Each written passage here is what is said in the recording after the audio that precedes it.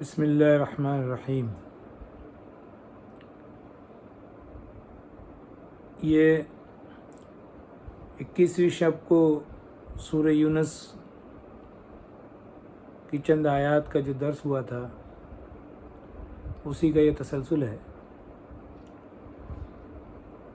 اس کو شروع کرنے سے پہلے ایک چھوٹی سی عرضداشت میں رکھ دوں کہ ہمارے مقامی ساتھیوں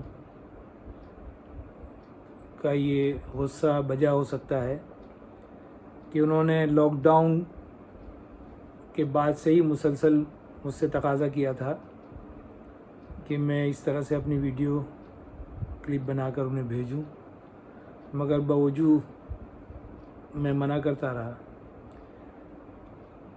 لیکن اب یہ ہوا کہ ہمارے دوست، بزرگ دوست، رفیق، شریک اور سب سے بڑھ کر یہ کہ ہمارے محسن برادر محترم رفیق دادو کے اصرار کے آگے مجھے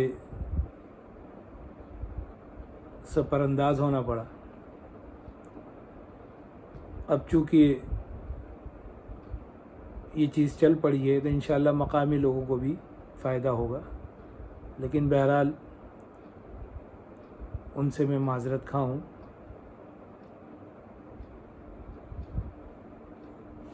اب آگے یہ فرمایا گیا، اعوذ باللہ من الشیطان الرجیم، فَكَذَّبُوهُ فَنَجَّيْنَاهُ وَمَن مَّعَهُ فِي الْفُلْكِ وَجَعَلْنَاهُمْ خَلَائِفَ وَأَغْرَقْنَا الَّذِينَ كَذَّبُوا بِآيَاتِنَا فَانظُرْ كَيْفَ كَانَ عَاقِبَةُ الْمُنذَرِينَ ثُمَّ بَعَثْنَا مِن بَعْدِهِ رُسُلًا إِلَىٰ قَوْمِهِمْ فَجَاءُوهُم بِالْبَيِّنَاتِ فَمَا كَانُوا لِيُؤْمِنُوا بِمَا كَذَّبُوا بِهِ مِن قَبْلُ كَذَلِكَ نَطْبَعُ عَلَىٰ قُلُوبِ الْمُعْتَدِينَ۔ حضرت نوح علیہ السلام نے 950 سال تک اپنی قوم کے درمیان دعوت و ارشاد کا کام کیا اور ہر طرح سے لوگوں کو سمجھایا، ان کی فہمائش کی، ہر طرح سے انہیں حق کی طرف بلایا،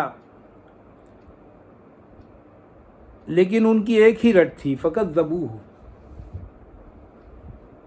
انہوں نے نوح علیہ السلام کی تکذیب کی، ان کو جھوٹا قرار دیا، ان کی رسالت کا انکار کیا، اللہ تعالیٰ کی وحدت کا انکار کیا، اللہ تعالیٰ کے احکامات کا انکار کیا، اور 950 سال بہت طویل عرصہ ہے۔ تکذیب میں یہ معنی خود پوشیدہ ہے کہ انہوں نے شعوری طور سے جھٹلایا۔ جیسے اگر کوئی غلط بات کہہ دے تو اس کو کذب نہیں کہیں گے اگر اس کا ارادہ اس میں شامل نہیں ہے، اس کے پاس انفارمیشن ہی غلط ہے تو اسے کذب نہیں کہا جائے گا، اسے غلط فہمی کہیں گے، غلط بات کہیں گے، کذب نہیں کہا جائے گا۔ کذب اس وقت تک نہیں ہوگا جب تک کہ وہ انٹینشنلی جھوٹ نہ بولے۔ ایک چیز اس کو پتہ ہو، اس کی حقیقت اس کو معلوم ہو، اس کے باوجود وہ اس کے خلاف بولے، یہ جھوٹ ہے۔ فَكَذَّبُوهُ، انہوں نے جھٹلایا نوح علیہ السلام کو، اس لیے نہیں کہ انہیں کسی طرح کا کوئی شک تھا کہ نوح علیہ السلام جھوٹے ہیں، نعوذ باللہ، یا ان کی نبوت جھوٹی ہے، یا ان کی رسالت جھوٹی ہے، یا ان کی باتیں جھوٹی ہے، یا اللہ نے ان کو نہیں بھیجا ہے۔ ان سب چیزوں کو سمجھتے ہوئے انہوں نے اس کا انکار کیا۔ جیسے قرآن مجید میں ایک جگہ ارشاد ہے، وَجَحَدُوا بِهَا وَاسْتَيْقَنَتْهَا أَنفُسُهُمْ ظُلْمًا وَعُلُوًّا۔ فرعون اور اس کی قوم کے بارے میں یہ بات کہی گئی ہے کہ انہوں نے اس کا انکار کیا، اللہ کی آیات کا انکار کیا، حالانکہ ان کے دل یقین کر رہے تھے اس بات پر کہ یہ حق ہے، یہ سچا ہے، یہ سچائی ہے۔ کیوں؟ ظلمًا وعلوا، تاکہ جو ظلم وہ کر رہے ہیں، جو بڑے بن کے رہ رہے ہیں، جو لوگوں کا استحصال کر رہے ہیں، وہ جاری رہ سکے۔ نبی کی دعوت ماننے کے نتیجے میں انہیں اپنے بہت سارے برے کاموں سے رکنا پڑے گا، انسانوں کے استحصال سے رکنا پڑے گا، ان کے اوپر ظلم سے رکنا پڑے گا۔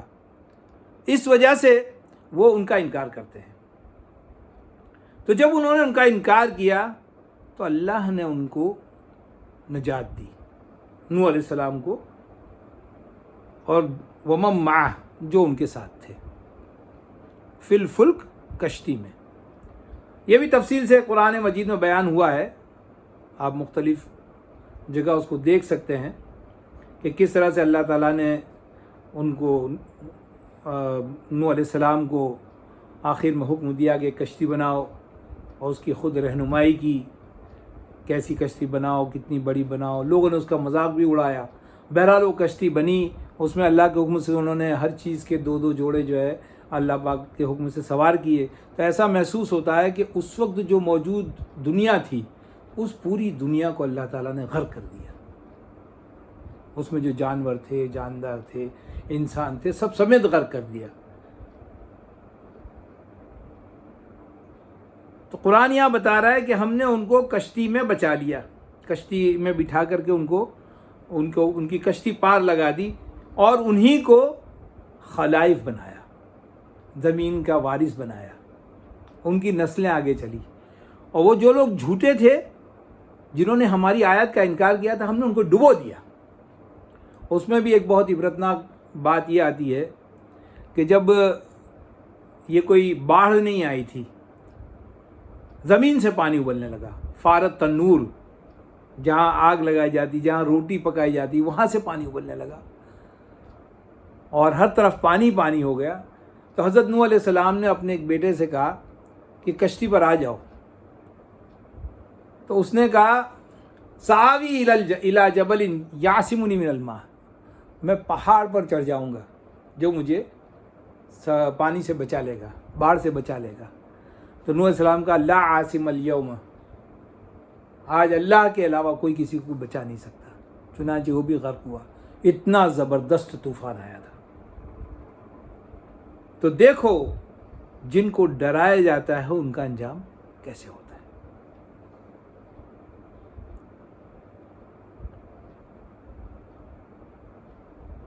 اس کے بعد اللہ تعالیٰ نے فرمایا ثم بعثنا من بعده رسلا الى قومهم فجاءوهم بالبينات، پھر ہم نے اس کے بعد یعنی نوح کے بعد رسولوں کو ان کی قوم کی طرف بھیجا، تو وہ آئے ان کے پاس کھلی نشانیاں لے کر کے، واضح ثبوت لے کر کے۔ تو وہ ایمان نہیں لائے، فما کانوا لیؤمنوا، وہ ایمان نہیں لا سکتے تھے، بما کذبوا به من قبل، اس چیز پر جس کو وہ پہلے ہی جھٹلا چکے تھے۔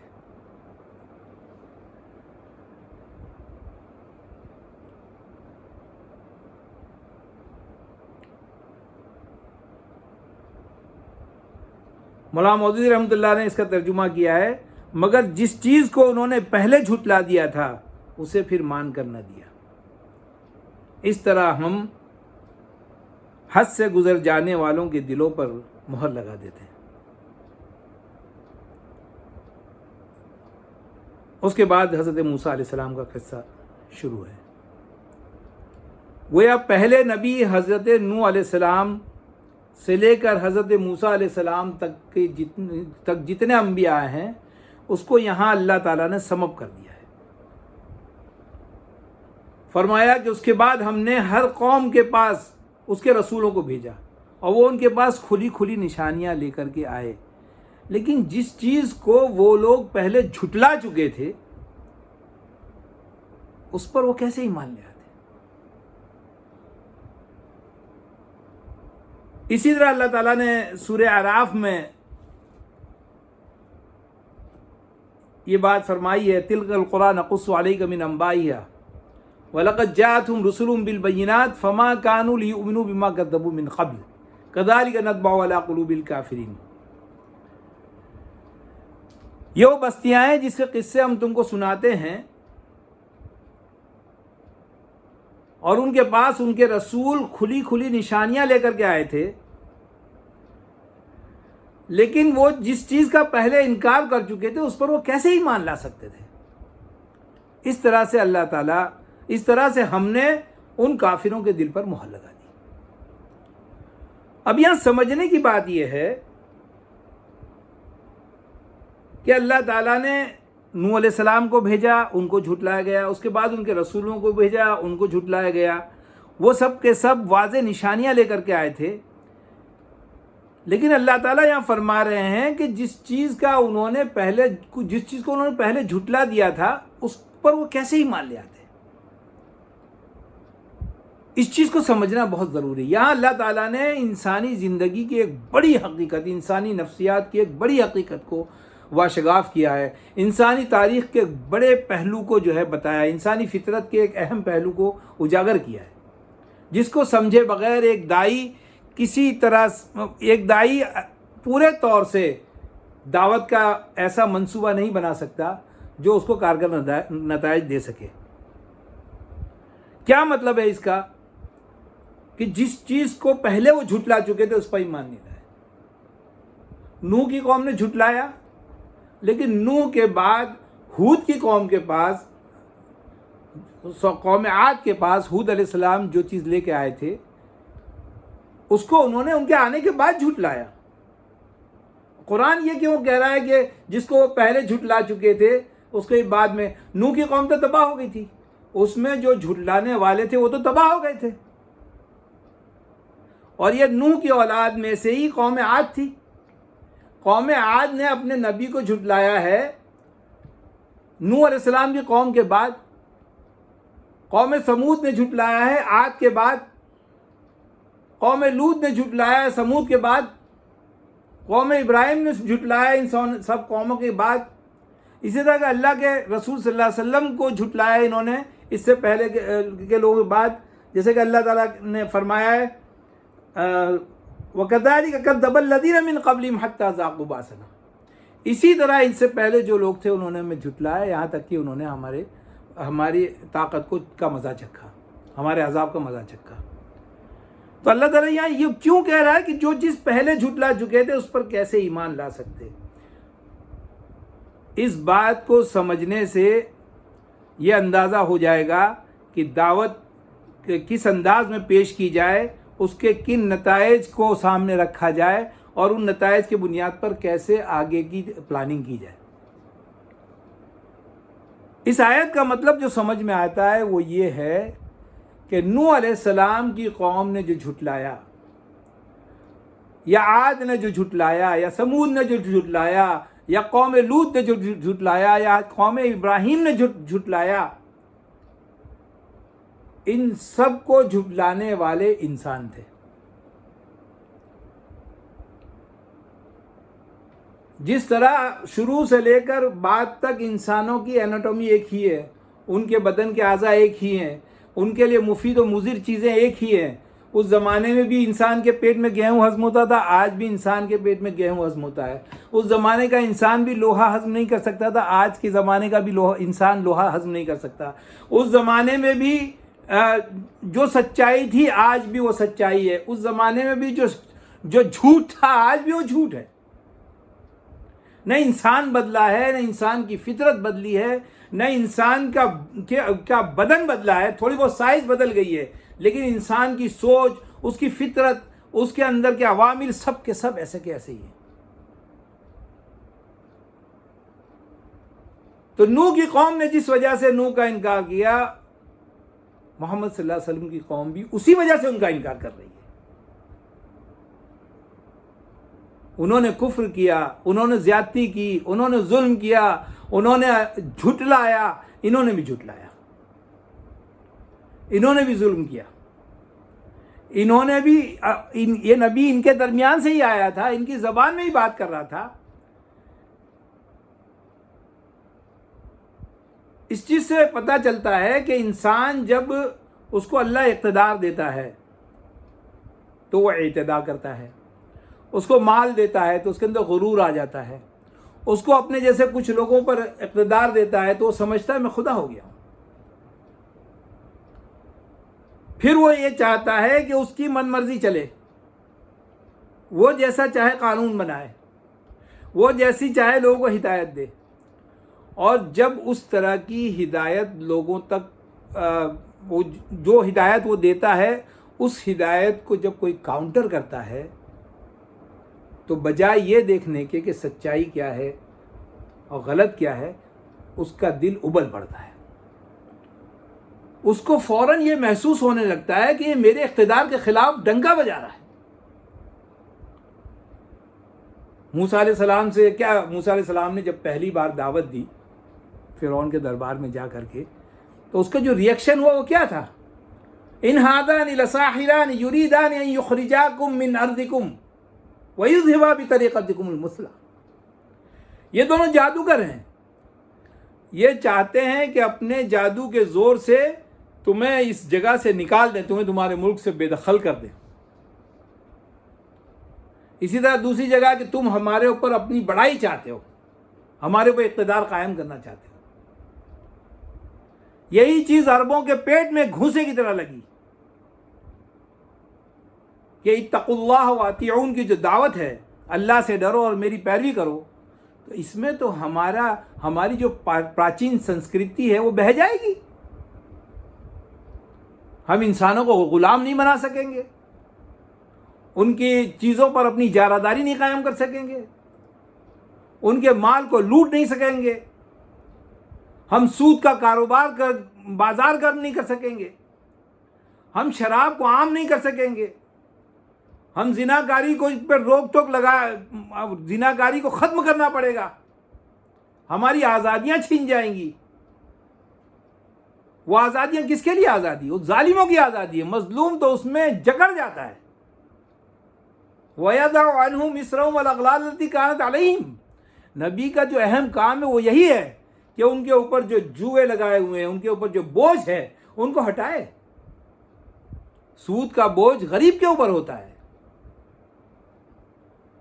شراب پی کے آدمی کمزور کو ستاتا ہے، زناکاری کے نتیجے میں غریبوں کے حق مارے جاتے ہیں، کمزوروں کے حق مارے جاتے ہیں۔ جو لوگ اقتدار پہ ہوتے ہیں وہ تو نشے میں ہر ایک کو رونتے ہوئے چلے جاتے ہیں۔ گویا اللہ تعالیٰ نے یہ بتایا ہے کہ ہر زمانے میں رسول بھی ایک دعوت لے کے آئے ہیں، اور ہر زمانے کے معتدین نے، کافرین نے، متمولین نے، مترفین نے ان کا انکار کیا ہے۔ علامہ اقبال رحمۃ اللہ علیہ نے کتنے پیارے انداز میں یہ بات کہی ہے کہ نہ ستیزہ گائے جہاں نئی، نہ حریف پنجہ فگن نیا، وہی فطرت اسد اللہ، وہی مرحبی وہی عنتری۔ دنیا کا اسٹیج سجا ہوا ہے اور اس پر کفر بھی وہی ہے اور حق بھی وہی ہے، بس کردار بدلتے جاتے ہیں، نام بدلتے جاتے ہیں۔ اس پہ کوئی کہہ سکتا ہے کہ جب یہ بات ہے تو پھر یکے بعد دیگرے لوگوں کے رسول کیوں بھیجے گئے؟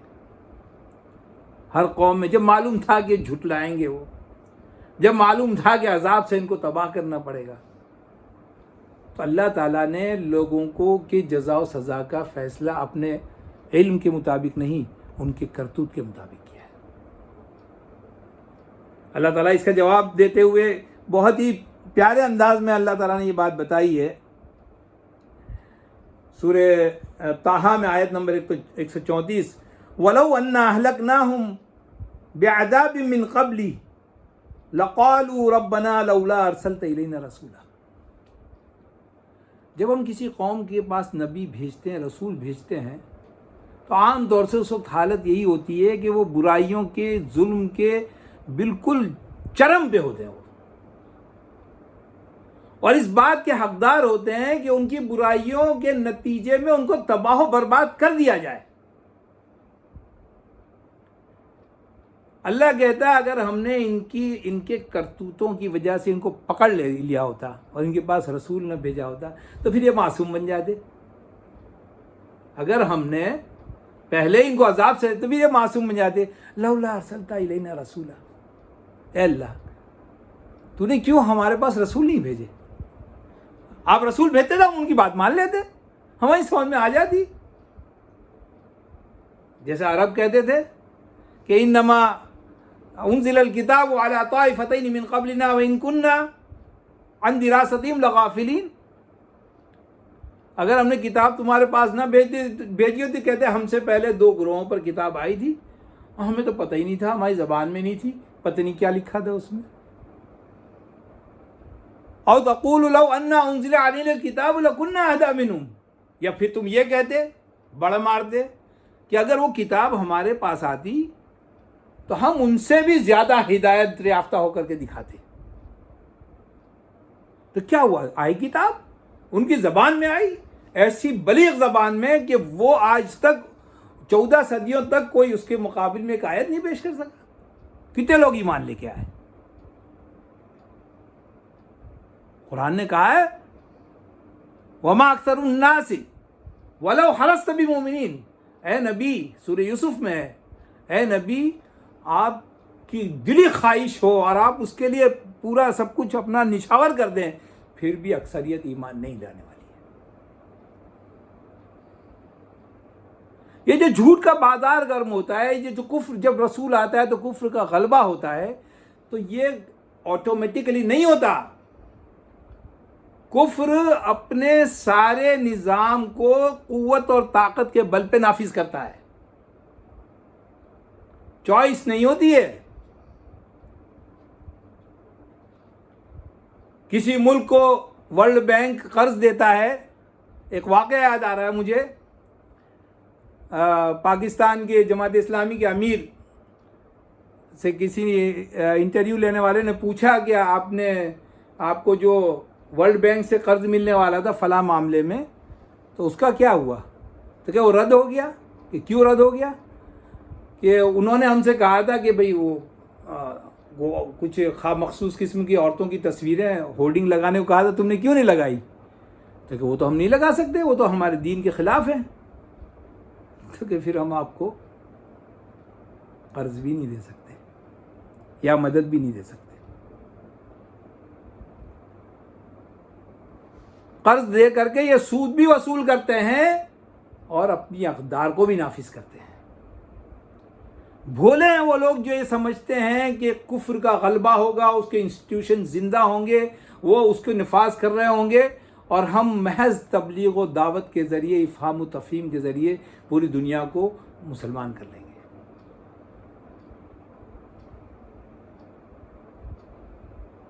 کفر کے نیچر کے خلاف ہے کہ وہ حق کو محض افہام و تفہیم سے مان لے، ورنہ کبھی بھی ایسا نہیں ہوتا کہ نبی آتے اور عذاب بھی آتا. جتنے بھی انبیاء آئے علیہ السلام، سوائے یونس علیہ السلام کے، جتنے بھی انبیاء آئے، ان کی اکثریت نے انبیاء کا انکار کیا، اور یہودیوں نے تو حد کر دی، بعض کو قتل کیا، بعض کو جھٹلایا، بعض کو جیل میں ڈالا، باوجود اس کے کہ وہ سمجھ رہے تھے کہ اللہ کے نبی ہے. موسیٰ علیہ السلام نے کتنے درد سے کہا تھا، یا قوم لم تؤذوننی وقد تعلمون انی رسول اللہ الیکم. اے میری قوم کے لوگوں، تم مجھے کیوں ایذا پہنچا رہے ہو جبکہ تم جانتے ہو میں اللہ کا رسول. تو یہ جو بگاڑ ہوتا ہے وہ کسی بھی زمانے میں ہو، وہ انسٹیٹیوشنلائز ہوتا ہے، ادارہ جاتی ہوتا ہے، شعبے ہوتے ہیں اس کی حفاظت کے لیے. بڑے بڑے پنڈے اور بڑے بڑے بینکرز بیٹھے ہوتے ہیں جو ہدایت کرتے ہیں کہ ان کو یہ چیز دی جائے اس شرط کے ساتھ، ان سے یہ چیز لی جائے اس شرط کے ساتھ. آپ لاک ڈاؤن کیجئے، چاہے آپ جہنم میں جائے، گڈھے میں گر جائے آپ کی اکانومی، آپ کو لاک ڈاؤن کرنا ہوگا. نہیں کریں گے ہم آپ کی ساری امداد بند کر دیں گے.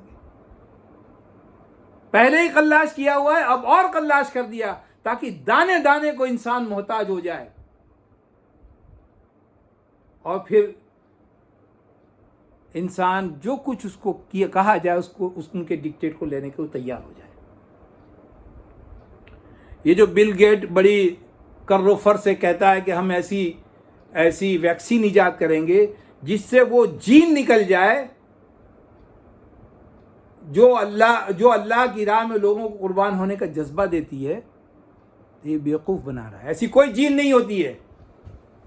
آدمی اللہ کے لیے قربانی دیتا ہے اپنے ایمان کے بل پر، اور ایمان روح کی طرح انسین ہوتی ہے، ان فزیکل ہوتی ہے.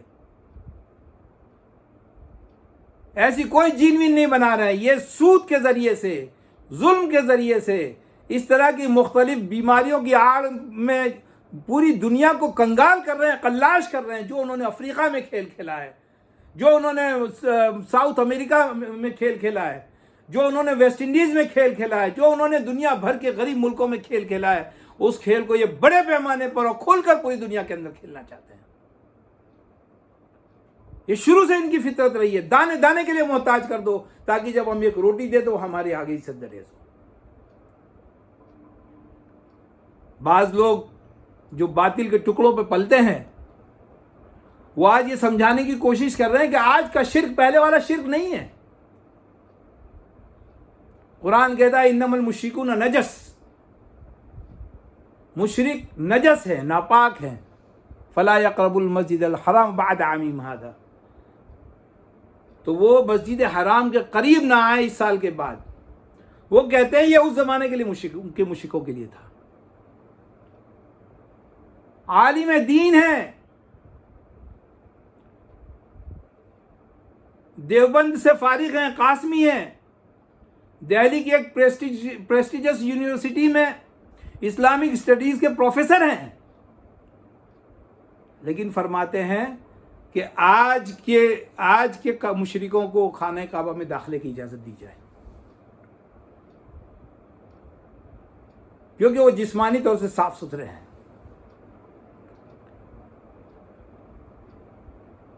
تو کیا آپ سمجھتے ہیں ابو لہب اور ابو جہل گندے سندے اپنے اوپر پوٹی مل کے گھومتے تھے؟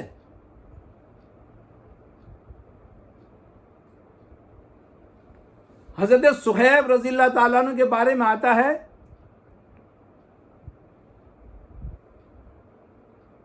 معاف کیجیے گا، حضرت مصعب بن عمیر رضی اللہ تعالیٰ عنہ کے بارے میں آتا ہے کہ زمانے جاہلیت میں وہ اتنے صاف ستھرے رہتے تھے، جو کپڑا ایک بار پہن لیتے تھے اسے دوبارہ نہیں پہنتے تھے. جس محلے سے گزر جاتے تھے اتنی دیر تک خوشبو رہتی تھی کہ لوگ محسوس کرتے تھے یہاں سے مصعب گزرے ہیں رضی اللہ عنہ.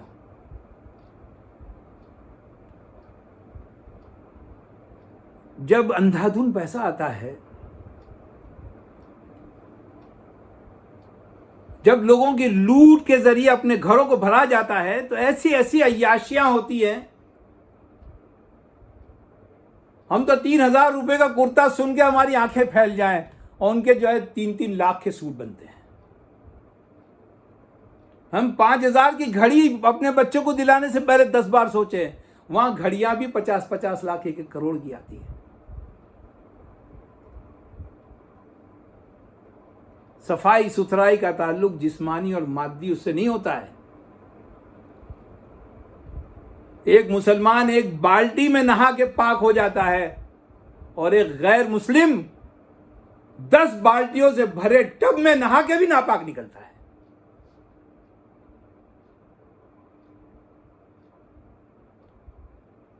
یہاں ایک لوٹے میں صفائی اور ایک لوٹے کو بہا کر کے ستھرائی ہو جاتی ہے، اور وہاں ایک پیالے کو صاف کرنے کے لیے 4 بالٹی پانی بہایا جاتا ہے، اور خود اپنی پاکی جو ہے کاغذ سے پوچھ کے کر لی جاتی ہے. مادی طور پر بھی یہ ناپاک ہیں، اور روحیں ان کی اس سے زیادہ ناپاک ہیں. اب سے پہلے شرک نے، باطل نے دنیا میں جو ظلم کیا ہے، آج کی صدی میں جو ظلم ہے اس کے آگے فرعون اور نمرود بھی فیل ہیں، یہاں تک کہ ہٹلر بھی فیل ہے. افغانستان جس کی آبادی صرف 2.5 کروڑ 2.25 کروڑ ہے، وہ افغانستان اب تک 40 لاکھ لوگوں کی قربانی دے چکا ہے. اتنے ہی لوگ وہاں پر زخمی ہو گئے ہیں، یعنی کتنی لاکھوں عورتیں بیوہ اور بچے یتیم ہو گئے. عراق میں جو ہے 10 لاکھ سے زیادہ لوگ مارے گئے، سیریا میں 4 لاکھ سے زیادہ لوگ مارے گئے. کون مار رہا ہے ان کو؟ کون قتل کر رہا ہے ان کو؟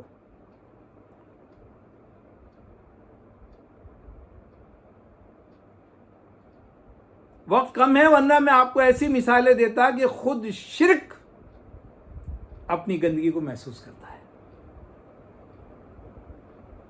وہ لوگ سخت مغالطے میں ہیں جو یہ سمجھتے ہیں کہ کسی وجہ سے اس زمانے کے لوگ زیادہ سائنٹیفک اور زیادہ حق سے قریب ہو چکے ہیں۔ بعض لوگ کہتے ہیں کہ سائنس فطرت اللہ کا نام ہے، فطرت کے آبزرویشن کا نام ہے۔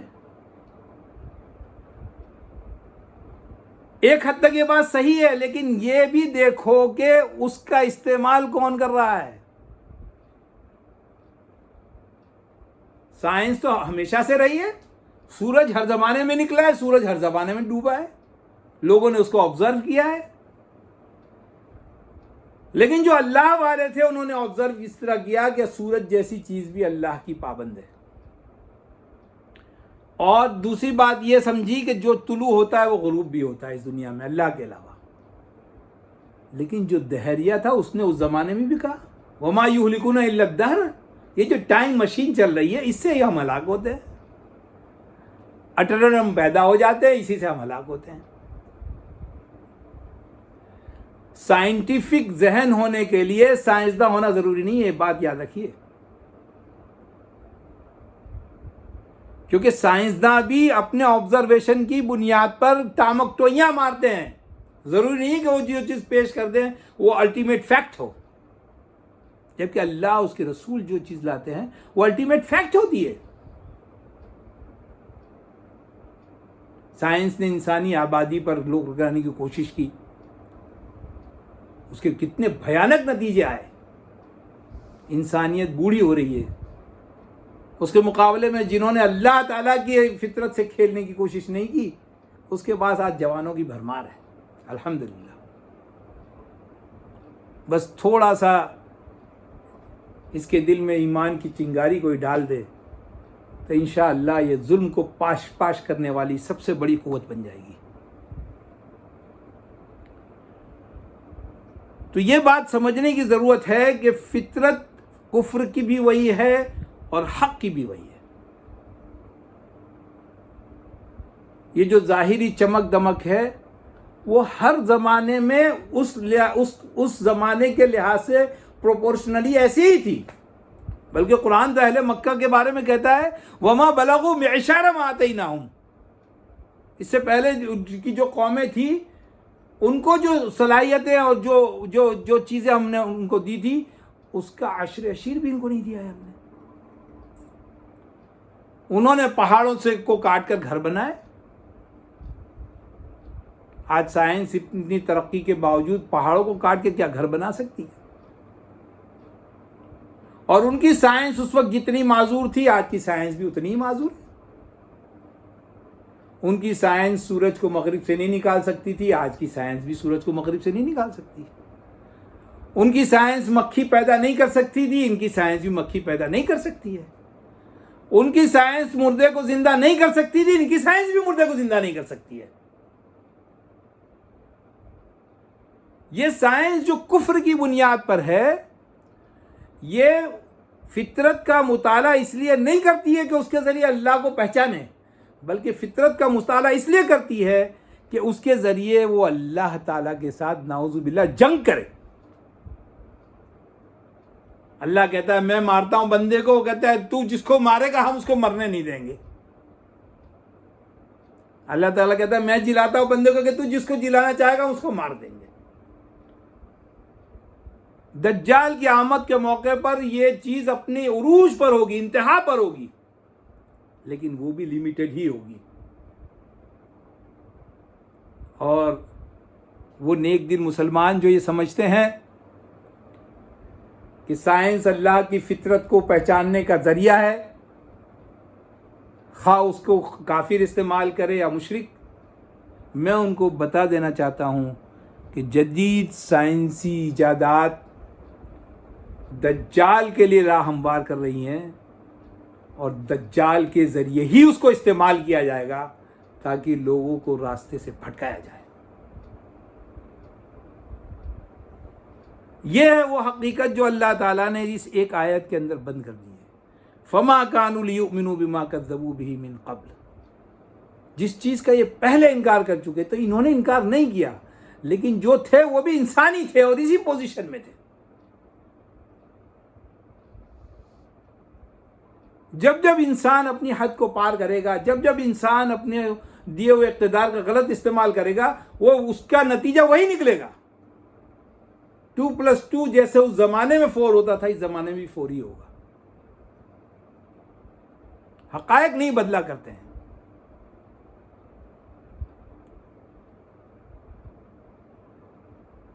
تو جو لوگ کفر کو اور شرک کو سرٹیفکیٹ بانٹ رہے ہیں، انہیں دوبارہ سے سوچنا چاہیے کہ ان کی یہ فکر، ان کی یہ سوچ اللہ کی دی ہوئی سنت کے مطابق، اللہ کے دیے اصولوں کے مطابق ہے، یا انہوں نے اسے گڑھ لیا ہے، اس کی کوئی دلیل نہیں ہے ان کے پاس۔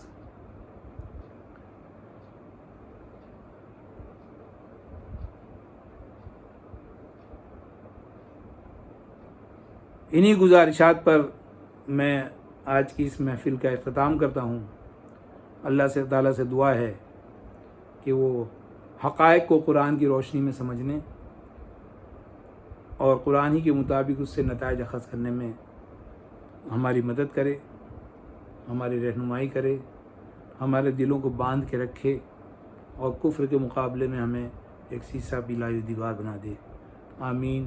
اقول قولی ھذا واستغفر اللہ لی ولکم اجمعین وآخر دعوانا الحمد للہ رب العالمین۔